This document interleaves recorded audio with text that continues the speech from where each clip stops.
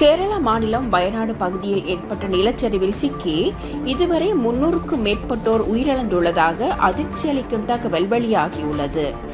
இயற்கை பேரிடரின் கோர தாண்டவத்தில் சிக்கி ஆழ்ந்த தூக்கத்தில் இருந்த ஏராளமானோர் வெள்ளத்தில் அடித்துச் செல்லப்பட்டு மண்ணில் புதைந்தும் மாண்டனர்.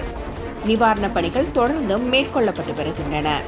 இந்த நிலையில் நடிகர்கள் சூர்யா, ஜோதிகா, கார்த்தி ஆகியோர் இணைந்து 50 லட்சம் ரூபாவை கேரள முதலமைச்சரின் பேரிடர் நிவாரண நிதிக்கு வழங்கியுள்ளனர். இதுபோன்று பல செய்திகளை தெரிந்து கொள்ள நமது வைப்ஸ் டிவி யூடியூப் தளத்தை சப்ஸ்கிரைப் செய்து அருகிலுள்ள பெல் பட்டனை கிளிக் செய்யுங்கள். மேலும் பல செய்திகளை அறிந்து கொள்ள www.vaibznews.com வைப்ஸ்news.com என்ற இணையதளத்தை பார்வையிடுங்கள்.